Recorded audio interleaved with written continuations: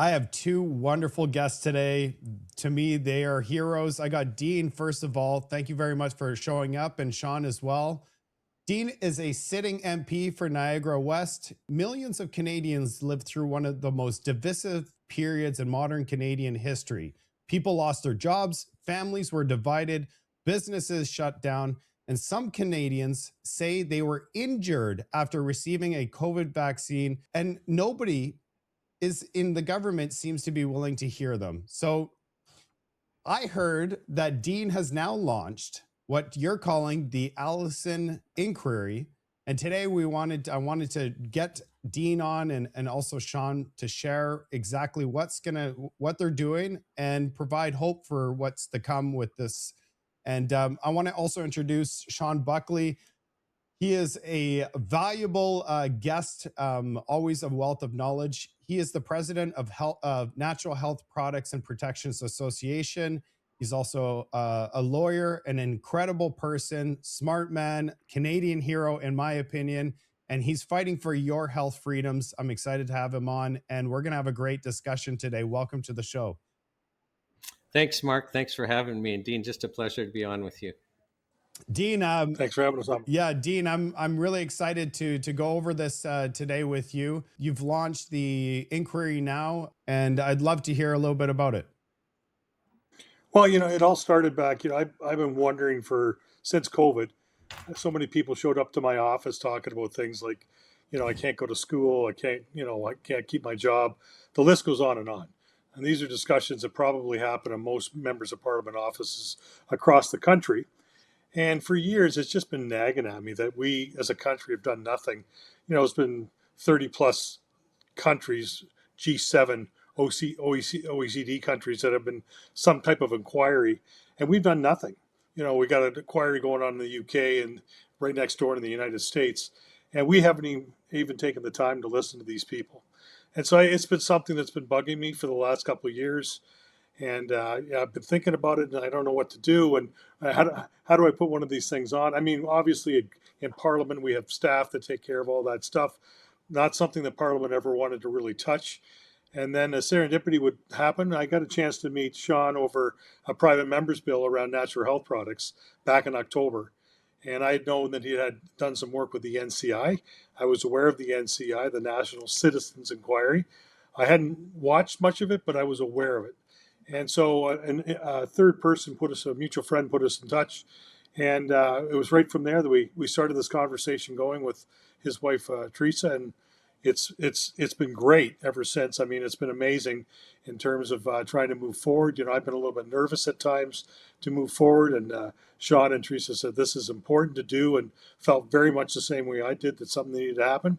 And so basically the gist of the inquiry is two things, is really to listen to people, which is something MPs do every day in their offices, and two, advocate on behalf of programs. And so there's a national vaccine injury program that is kind of in limbo now, maybe coming back from the feds, very poorly run, very, very poorly managed during the time that it was there, and very hard to access. And so I thought, what makes a lot of sense, let's hear people's stories and give people permission to tell their stories publicly, and then make sure we fight for them and able to access the programs that they're entitled to. How prevalent is this injury? Like, I don't know any information. I mean, they don't publish any of this stuff online. I'm sure you're hearing lots of stories from Canadians. Personally, I have had 3 of these doses, the Moderna on the third one, and I feel like I have heart pain ever since. And so I feel like it's very prevalent. I don't know the numbers, and maybe you could give some insight on some of that information. Can I take that one, Dean? Yeah, go ahead, Sean. Yeah. So Mark, I think that it's difficult for us to rely on Canadian figures for various reasons. And the inquiry is primarily to listen to just the stories of vaccine-injured Canadians, because we haven't been allowed to do that.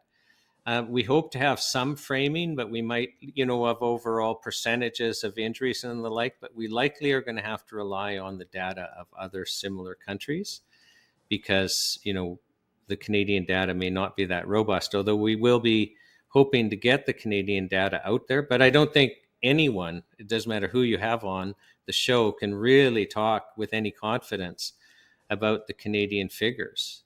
So can I talk about how this is a forbidden conversation? Well, actually, I was just going to ask, I say, I've already seen some people saying like, this is anti-vaccine, but realistically, it's accountability regardless of somebody's vaccine status. Everybody's equal. We should be listening to everybody, in my opinion. But go ahead, Sean. Well, let's talk about this being anti-vax, because it's actually some people don't want this to go ahead. And one of the criticisms has been, well, you guys are anti-vaxxers. Well, okay, so wait a second.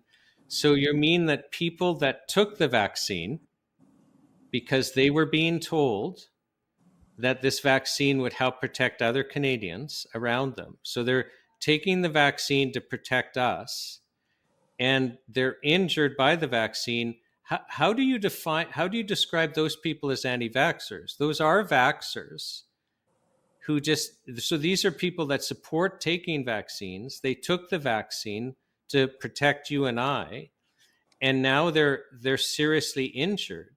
So, even the fact that some people are framing it as anti-vaxxer, what they're doing is we've been conditioned to be afraid of being called an anti-vaxxer.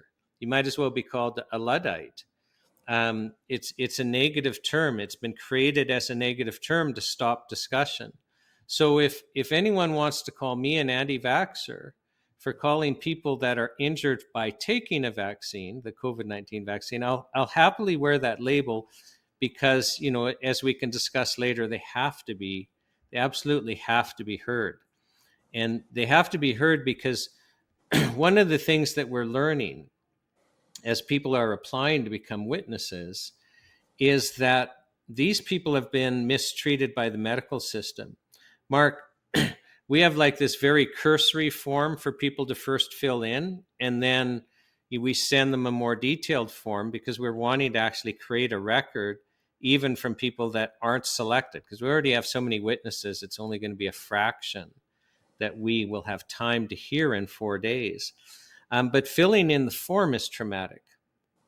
They've been so gaslit by the medical system, and they've been so traumatized that the idea of filling out a form is a problem. Some of them are cognitively injured, and we send them this kind of, okay, well, here's the flow sheet. If you're selected to testify, we're also likely going to have you interviewed by a doctor or doctors, just, to rule out other reasons. We want people that take the stand for it to legitimately be a vaccine injury.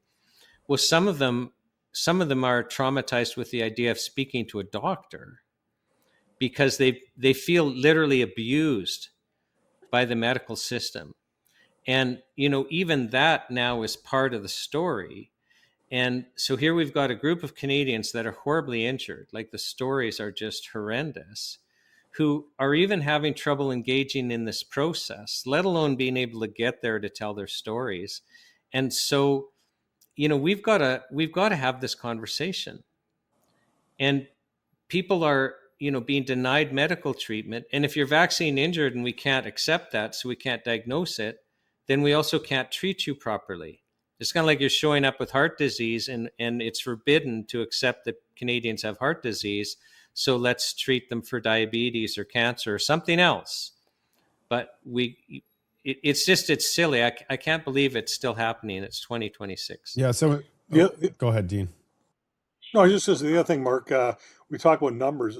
Sean's bang on. We have no idea how far this goes, but the government admits a certain amount of numbers. And of course, people have applied to the vaccine injury program. You think about it, I think the numbers are far greater, but let's just say use their numbers at 60,000 people injured, 11,000 seriously injured, 3,500 applied to the program. Only 3,000 made it through. Of those 3,000, only 252 have been compensated. Think about that for 1 second.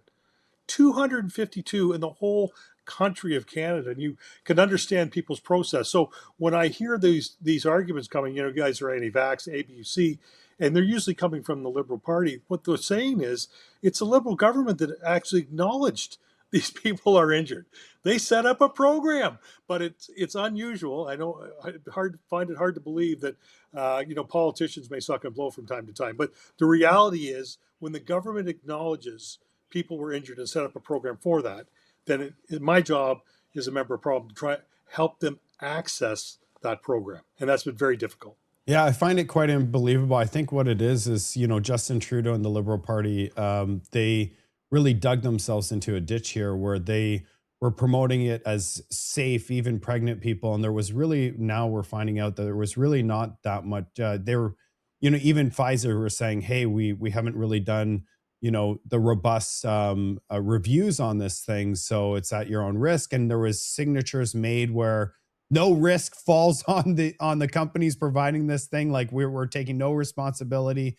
And now we're watching what's happening. And what really concerned me earlier this year was when they wanted to bury the vaccine injury report for, was it 15 years or 25 years? So by the time that information was released, most of the people would be passed away. I don't know. Well, and like I said, there are so many things. Other countries are doing a variety of things. They're looking at lockdowns, they're looking at vaccines, the science, all that stuff. We are very narrowly focused, and for that reason, in terms of resources, time limitations, we could have a separate inquiry just on the efficacy of the vaccines. But really, we really felt it was important for people to tell their stories, number one, and two, figure out where the glitches are and why they're not being able to receive that compensation that they're entitled to. Yeah, I think this is a good opportunity. I mean, many people watching are probably personally do not know anybody that's claiming or has been injured by a vaccine. But what kind of stories have you heard so far that you could probably share with the audience? Well, Yeah. and I think Sean and I both need to weigh in here. Like, I think the reality is if you start talking to people about this, you'll find out there's a lot more people know people that have been injured than realize. And so I think that's the government's secret. Let's make sure you don't talk to each other. Let's make sure you don't acknowledge that's, what some of the absolute repercussions are. I've got people even now writing into my office about, I took this and I got a skin rash and now I've been diagnosed. And I had a dermatologist, and I've had people from McGill reach out to me, PhD, saying, you need to look at all these other areas. Listen, there are a ton of areas we would love to look into, but it's just not feasible for the time. But I think, Mark, I think the bigger question is that when you actually start talking to people and you get people to drop their guard and talk about, they know somebody, they know a neighbor, they know a family member, and in some cases it's multiple people that they're aware of. I guess my next question is, what happens when somebody believes they've been injured? Where did they even go? What did they even do? Well, I mean, that's one of the biggest challenges, right? Doctors were gaslit during this time as well. And so there are a number of doctors that have actually signed off on things and said this is the case. And a lot of people weren't even aware at the time of what some of the possible side effects may be. I know Sean's had lots of experience in this particular area. Yeah, Mark, I even want to take the conversation a step back because you were kind of talking about different issues of COVID.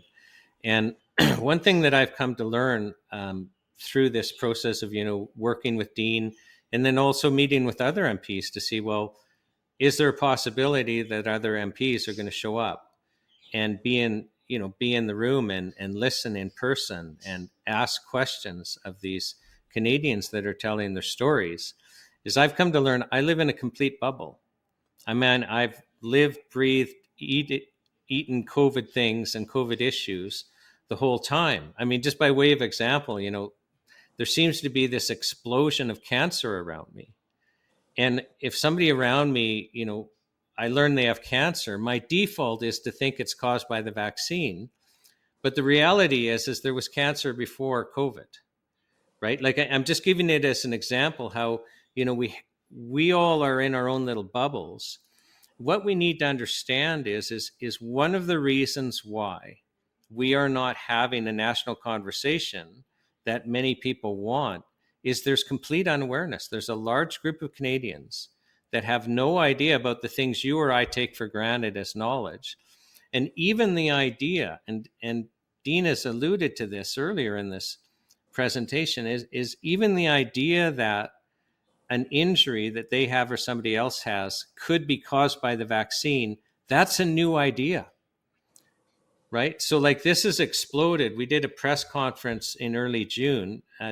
MP Dean Allison had a press conference at the Parliamentary Press Gallery announcing an inquiry to listen to Canadians sharing their stories about COVID-19. And it's exploded outside of the echo chamber because the people following the MPs, the people on Dean Allison's social media, are not you and I, Mark. Like they're in a different bubble. And in speaking with MPs about whether it would be politically feasible, even just to listen to Canadians in a formal way tell their story, I came to learn that MPs are afraid. So they're afraid to have this public discussion. And it kind of begs the question, well, why are MPs feeling that they are at risk to just listen to Canadians tell their story? And I think it's because we were so conditioned during COVID not to question the narrative or there'd be consequences that there's still fear. Yeah, it's really discouraging because, at the end of the day, what Canadians are really looking for in general is accountability.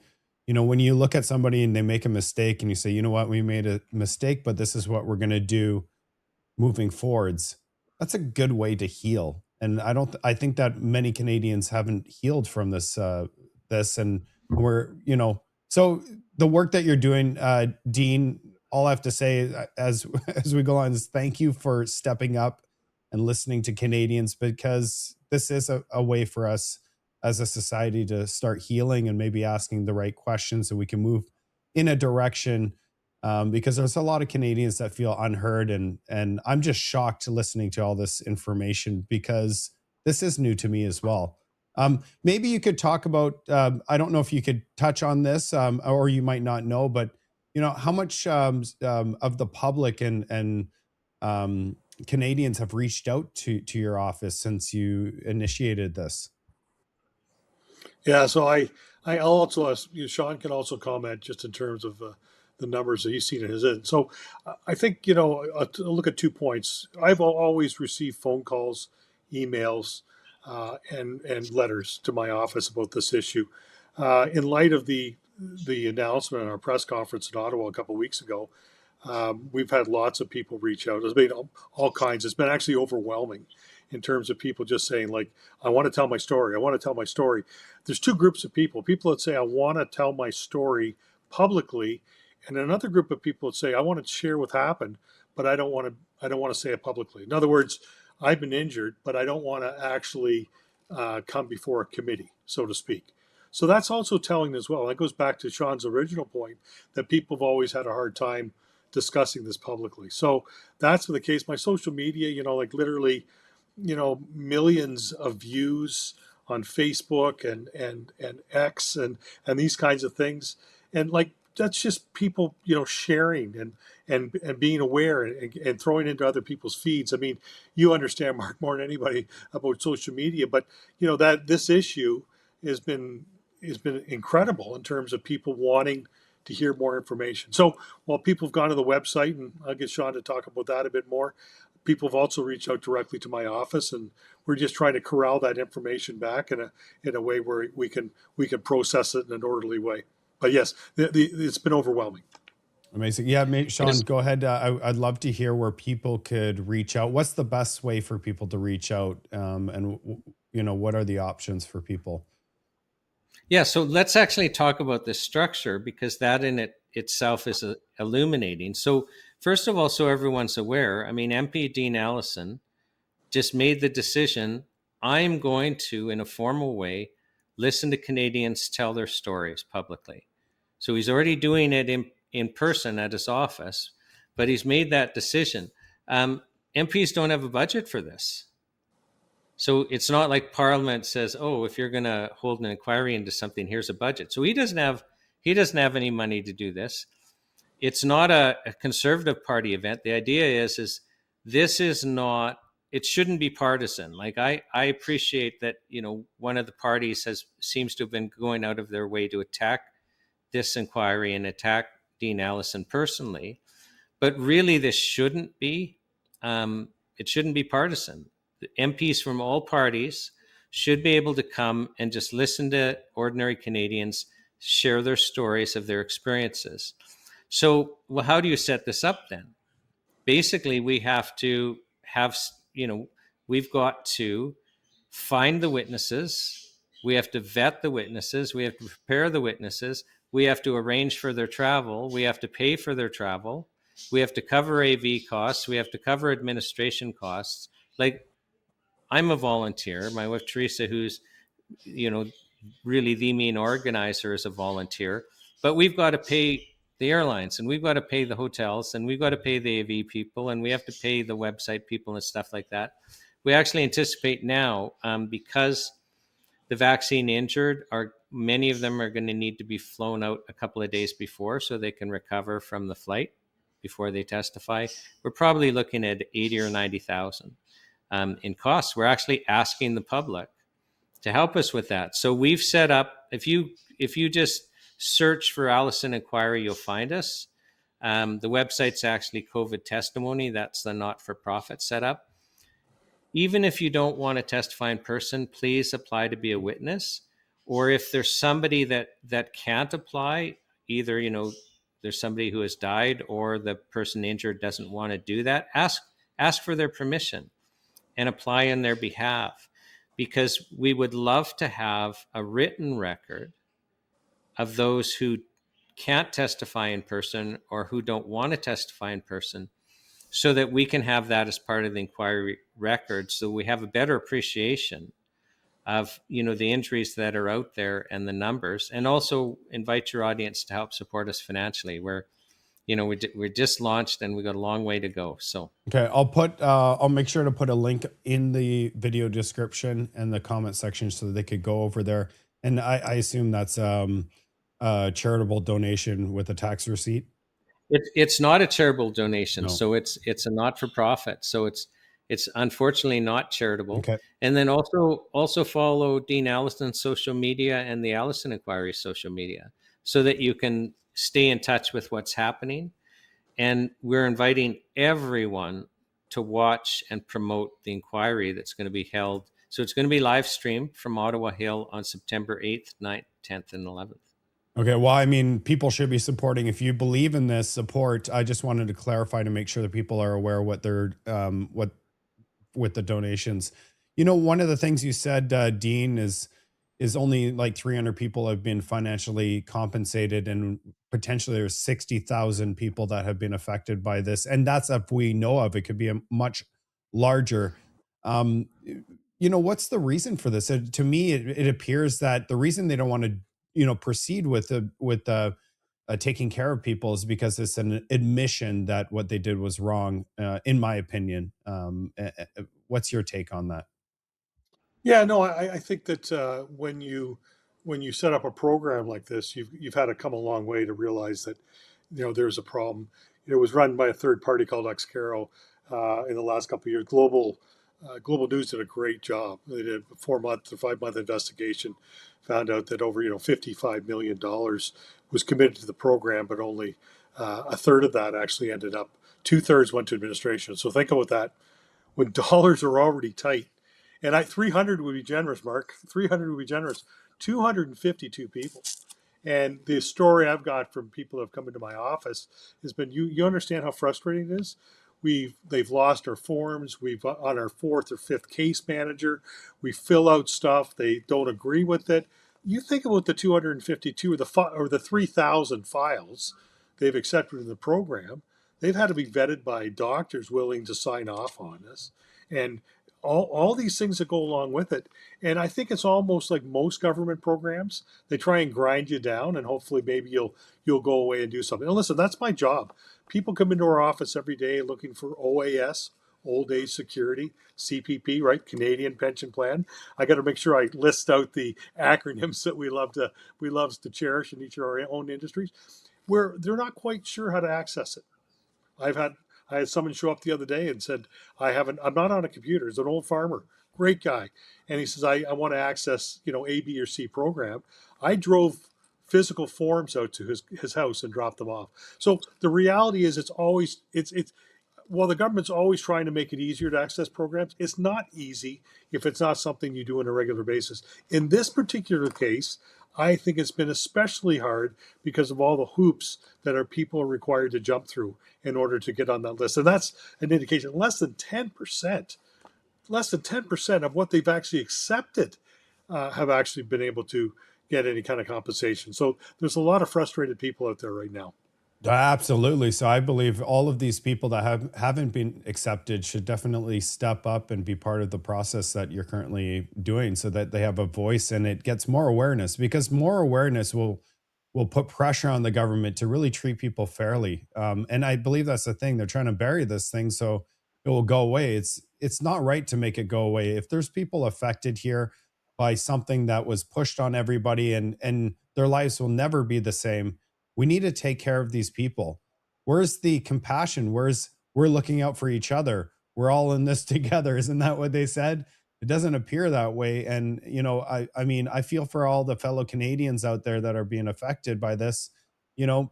Thankfully, there's people like you, Dean, and Sean, that are really making a difference. I know this is a massive hill to go up. And I know personally, Dean, you've had to put your neck out for this, and it's been seen as this dark clouds. Like, how could you do this? So good on you for doing that, and that's why I also wanted to take the opportunity to have you on the show and share this with the audience. You're doing fantastic work. Well, like I said, I had people crying on the phone in my office saying, I can't finish my 4th year in nursing. I have to provide for my family, and I've had other issues with vaccine. I've been allergic to other vaccines, and I my work is requiring it. And so at the end of the day, for the government to say there wasn't any type of sort of collusion or enforcement or kind of like, you need to get this done, I think that's wrong. And so at the end of the day, people did what they felt was responsible, what they needed to do in order to secure the income of their own home or provide for their families through no fault of their own. They've done this. I've always find it somewhat frustrating when government tries to put the blame back on people, saying like, well, we're going to gaslight you now. It's like, wait a second, you're the ones that said we couldn't travel, or we couldn't go to work, or we couldn't do A, B, or C, and now you're making me feel bad for what you asked me to do. I think that's unconscionable. And we, at the very, very least, we deserve to be listening to all these individuals. Absolutely. I think also, Mark, if I can go in, and it's a point that you alluded to earlier, about public confidence. So in the United States in September, Rasmussen did a poll of Americans and found that 56.6% believed that the COVID-19 vaccines caused, and listen to the words, significant death. So not a death, right? Like somebody out there died, significant death. So over half of Americans back in September, and now that's a long time ago in our political world, believed that the COVID-19 vaccines caused significant death.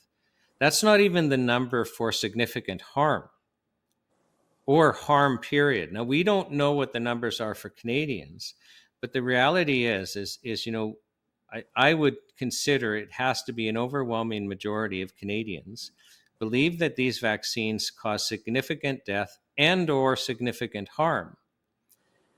Well, how do you restore confidence in public health if we can't have an honest conversation? I mean, one of the attacks on MP Dean Allison has been, well, you're basically creating vaccine hesitancy by actually listening to people that are vaccine injured.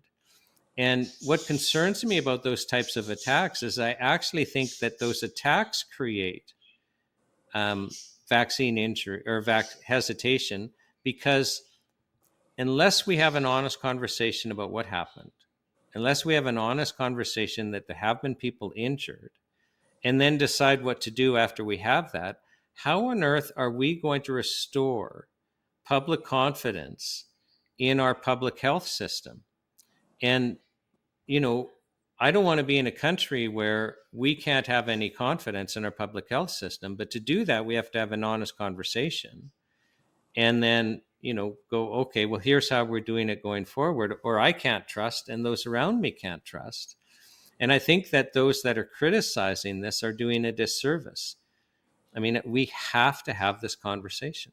I completely agree with you. You know, one of the things to building trust is having an open, honest conversation where we could all share ideas, we could all look at it and evaluate it. But if we're just shutting things down, closing committees, wrapping up for 15 years, only taking care of 256 people, like this is the opposite of giving confidence. It's the opposite of going in the right direction. And that in itself creates the hesitancy when we all know that there are some vaccines that have been around for like 50 plus years that actually do work well, and their harm reduction.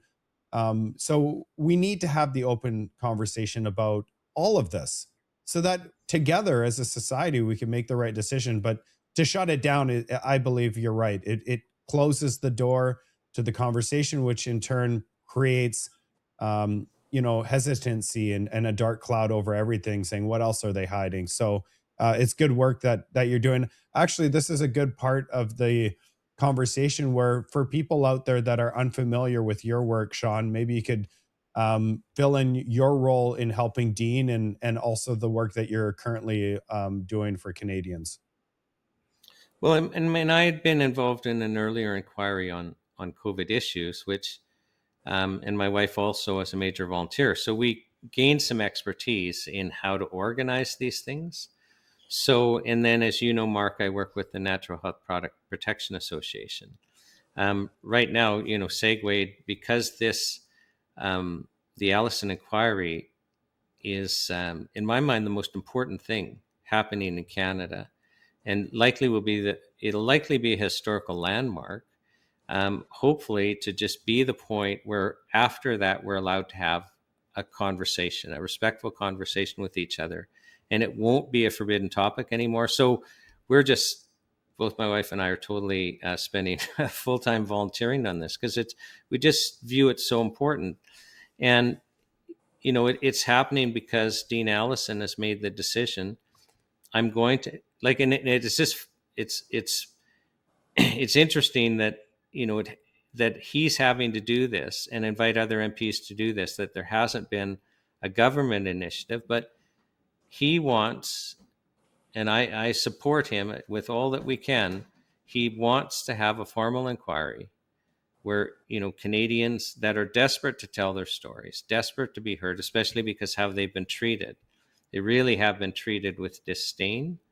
And they've been gaslit and they've been mistreated. They want to share their stories because they're desperate for Canada to have this conversation. And I feel honored to be, working with Dean on this. Yeah, Dean, I have a question for you, and share as much as you would like, or not share at all. But I'm quite interested to see your colleagues. Where are they at, and how are they supporting them? If or is this just your initiative? Maybe you could talk about that, because it seems like, in general, one of the things why I quite like the Conservatives is because we could have different viewpoints, and there are people that would be supportive of, in my opinion, this type of work that you're doing.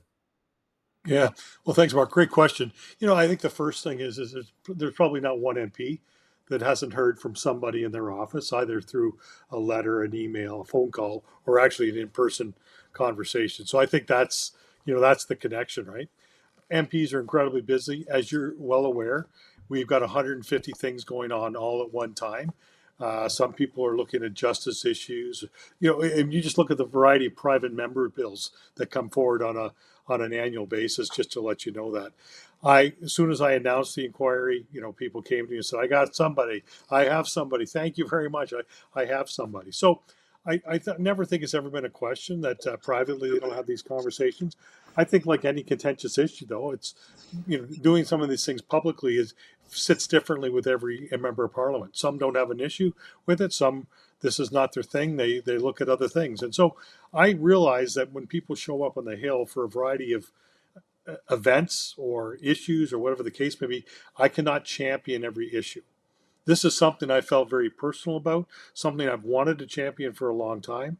And so as I've had a chance to think about this over the last couple of years, once again, great getting a chance to meet Teresa and Sean back in October, where we were able to foster a conversation, and not even sure at that point what it was going to look like or how it would even go forward, but talking about this summer. And then realizing when parliaments, when we had 4 people leave our party to move to the other side, that at the end of the day, we were never going to have that a majority in committees again. And so I'm sure that I look at guys like Dan Mazur, who had on his radar the vaccine injury program.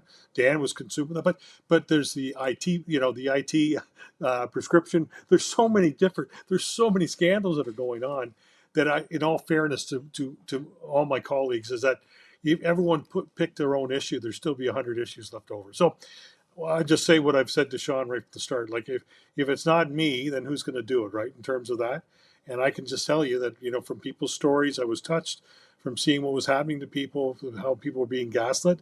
This to me was something that I figured very strongly about, something I wanted to do. When I talked to Pierre about it, Pierre is a very magnanimous leader.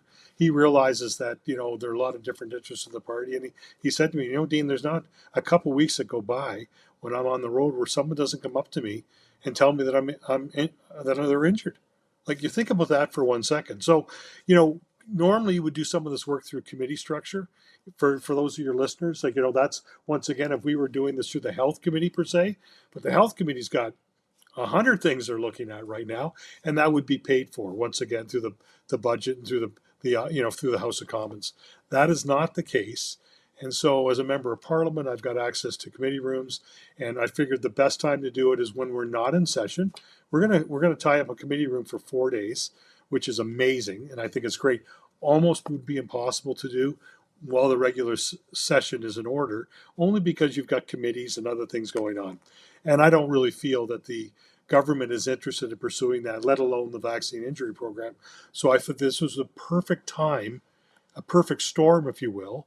And I think attitudes have changed a bit. As Sean said, this was not something anyone wanted to talk about a couple of years ago.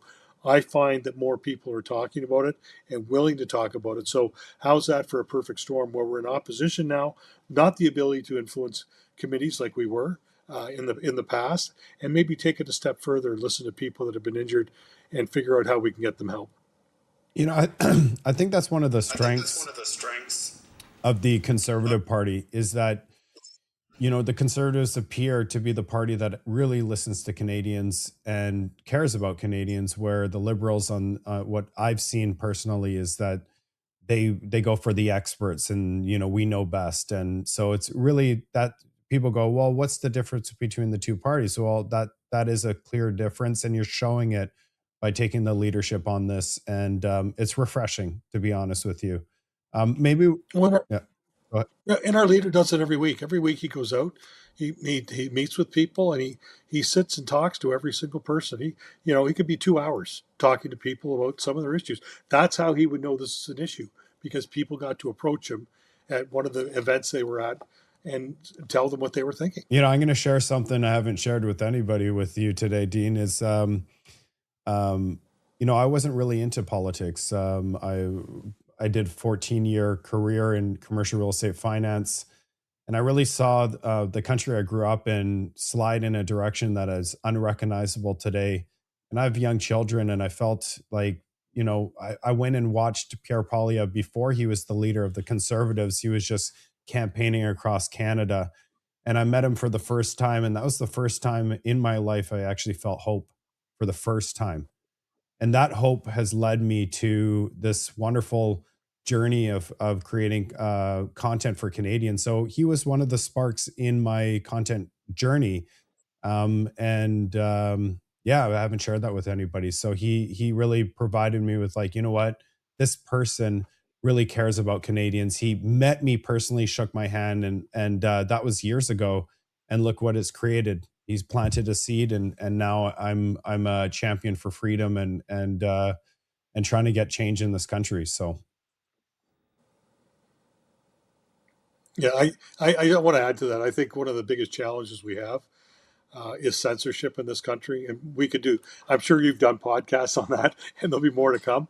But that goes back to what Sean originally said. If we can get people quiet, people fearful and not willing to share their stories, we've essentially censored people.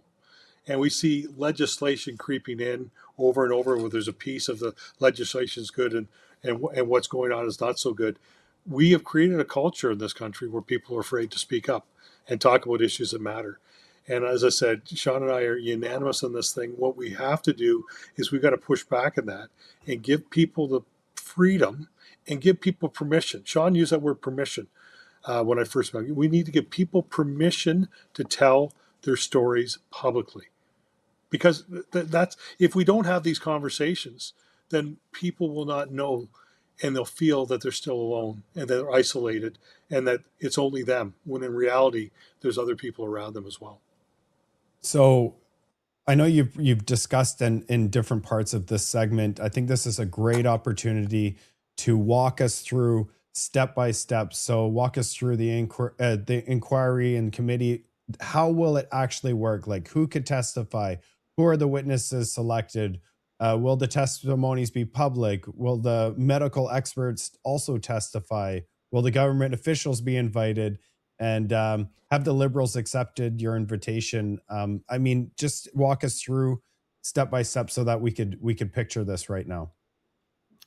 Dean, Sean, you want to start? Can I start this one? Yeah. So Mark, because we've had to basically set up a citizen volunteer organization to put this together, so people go to the website. So just starting first of all about people that want to testify. So they go to the website, and there's a short witness application form to fill out. And we're only seeking applications concerning vaccine injury, which includes death. So if somebody's died, then somebody else is going to have to apply. Or if somebody, is injured and they're not willing to apply, then please get their consent and apply on their behalf. Then we send you a more detailed form. And that's where we've kind of learned that there's all this trauma out there with, just filling in a form that you or I would go, okay, this is going to take me 40 minutes, but it's not going to be something traumatic. And we get an ability to tell our stories.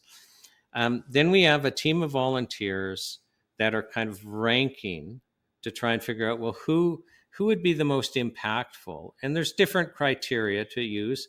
Who would be the most impactful to be in front of the MPs sharing the story? Now, this is going to be live streamed. So the hearings are going to be live streamed, and we're inviting everyone. That's why we want you to follow Allison Inquiry social media, subscribe to the newsletter, follow Dean Allison's social medias, so that you will know in advance, okay, we're actually starting September 8th, 9th, 10th, and 11th.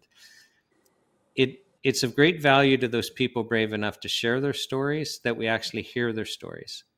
And this is an opportunity for us as a nation to hear the stories and then really get permission going forward to be able to share. So you're shortlisted, and then if your doctors have not already clearly said, no, this is vaccine injury, then we have a team of volunteer doctors that, there's diagnosis criteria to determine whether or not something is likely to have resulted from an intervention like a vaccine. They will look at the file, they will speak to the person and see if it's a legitimate conclusion that the person has that it's vaccine injury. And then they're eligible going forward. And then, there'll be kind of a final vetting. So the primary purpose of this, Mark, is not for it to be an inquiry about experts, but to really be a forum for vaccine injured persons to testify. Will there be a handful of experts to help frame it for the panel members? Likely, but we're still working with Dean on how to do this, because really the purpose is just to, in a formal and public way, listen to vaccine injured persons. And again, we also need people to support us financially, because it won't happen. It will not happen unless, the public steps up and donates. We're not a charity. We're not profit. When I was involved in the National Citizens Inquiry, we got thousands and thousands of like $25 donations, $30 donations. that's the type of thing we need to happen again. Yeah. So I think one of the things is to look at the goal, the outcome, and that will really propel people to step up and tell their stories. Because, in my opinion, this may uncover evidence of major failures, and could potentially compel change in Canada if we hear the stories. Plus, it will open the door to other people across the country sharing their stories with family and friends and other people, so that we don't have these restrictions of not talking about this thing. Because like we said before, when we talk about it, then we could heal, we could get accountability. And so this picture is much bigger, and I want to make sure that people out there understand the significance work and the significance, because this is a tremendous amount of work. Sean, I have no idea how you're able to do all this stuff, because I know you're busy doing all sorts of initiatives across the country. So thank you for I don't know how you're doing this. One word, Teresa. Oh yeah, she's amazing. Yeah, so, my wife, she just has this gift of organizing and working with people, and there's a whole team of volunteers that feel very passionate about this. So I'm just the front guy, and the reality is there's a whole bunch of other people that aren't the front person that enable Dean and I to try and put this on. So thank you so much for all the group out there that we can't see. And obviously, Sean, you discredit you reduce yourself,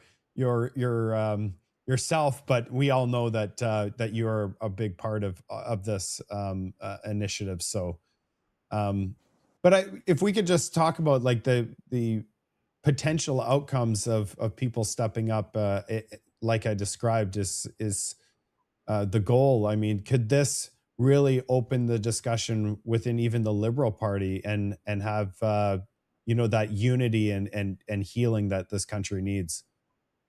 Can I start first, Dean, on Sure, that one? go ahead, John. Yeah. So Mark, again,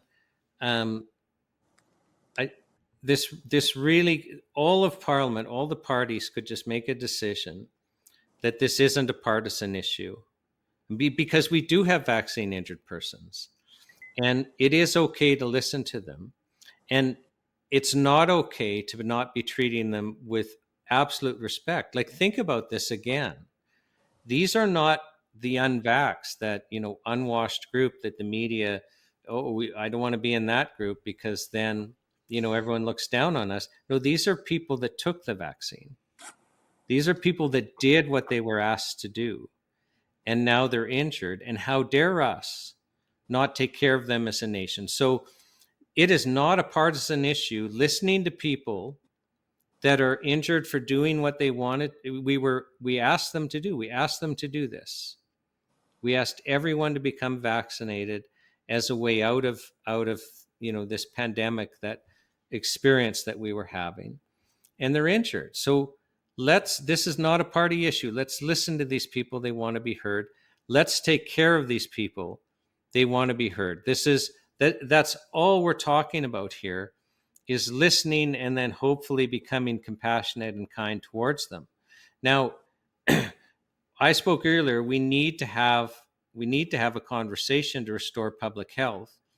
And again, why should that be a partisan issue? Because it seems to me that every political party will want Canadians to have confidence in their public health system. And it's lost. It's kind of like the blood scandal. They put it off, and then we had the discussion, they restructured, and now people aren't afraid to give blood anymore, and they're not afraid to receive blood. So why can't we go through that experience again? And we're just hoping it's not partisan. Yeah, and I'd say to Mark, three things. The first one is to really destigmatize and to make sure that people don't feel guilty. So really to encourage open conversation. Two, to maybe fix the program or to put pressure on the program to do more and do better. And then the third thing would be maybe awaken people to realize, as Sean just said, that maybe we should be looking further in what we could do better so we don't make the same mistakes next time. And there's, like I said, the public has got to demand that. If the public does not demand more, then this ends. This ends when we hear people's stories. If the public says, you know what, I'm not sure it sits well with me how it ended, and we need to do better. As Sean used a great example with blood donations, then it's well within the right of the Canadian citizens to say we'd like to see an accounting for how this happened in a more deepful and meaningful way. Well said, Dean, because I really feel like, for all the people viewing this out there, you have so much power. If you talk to your neighbor and actually send your MP a letter and get involved and do something, if everybody did that, we would have a different country altogether. People need to step up. Go ahead, John. Well, we're actually encouraging people. Doesn't matter where you live. It doesn't matter what a party your MP is in. We want people, especially vaccine-injured people, to approach their MPs, phone them, ask for a meeting, and ask your local MP if he or she would please participate as a panel member at the Allison Inquiry. It's open to all MPs. The inquiry rules and terms of reference don't allow anyone to attribute blame or anything like that. We're just listening. And so we're inviting Canadians to ask their MPs to just come and listen and participate. Yeah, and I think that should be a reasonable thing to do. And hopefully that, there's no party lines and people participate in this. I think it's a great initiative. We should be listening to these Canadians, especially since they've done everything right. They should be at the top of the list, in my opinion. We've done a pretty good episode today, so I want to leave the floor to some closing remarks. We'll start with you, Sean, and then we'll go to Dean, and then I'm going to make sure to leave Dean's information and where you could follow him on social media in the video description, and go for it, Sean. And also put in the Allison Inquiry Yep. information, because that's where people apply and can donate. So, well, it seems to me that the takeaway I want to leave is we're not being compassionate, and we're not taking care of our fellow citizens that are suffering. The amount of suffering that people are reporting to us would make everyone on this call weep. Our team is weeping, and that this is not what Canada is about. Canada is not afraid to have a conversation. Canada is not afraid to help people that have been injured, taking one for the team. And so I'm calling on all Canadians to be Canadian again. Yeah, and I just add to it, we want people to know they're not alone, right? I think how you talked about the healing journey, Mark, and people can't heal if they can't talk about it. They can't even talk about it or feel free to talk about it. So, one of my goals, and I think one of our goals, is that we want people to be able to discuss this publicly without shame, without fear, and without the worry of retribution. And then the second point is if you've been injured, then we want to make sure that you're compensated in a way that the government already acknowledges has happened. And the government needs to do a better job. And that was one of the things the Health Committee was uncovering when, like I said, what Global News did. So we have to do better to make restitution to these people that did what they were asked to do. And then the third thing I'd say is if people feel like this is good news, but they want to hear more, then we'd like to see more change happen in terms of making sure that they reach out to their MPs and saying this is a great start, but really more needs to be done, just like is happening in other countries. Yeah. You know what? All I have to say is thank you to you both. And thank you to the team that's in the background out there. I'm touched. And I have to say that I'm so glad that I was able to have you both on the show and share this information with the public. For all the people out there, get involved and share this video. Share this video with everybody you know so that we start this conversation. So thank you both of you for your time today. Well, thank you, Mark. Thanks for having us on. Yeah, thanks for having us on, Mark. Really respect what you're doing, trying to get the word out. So thank you.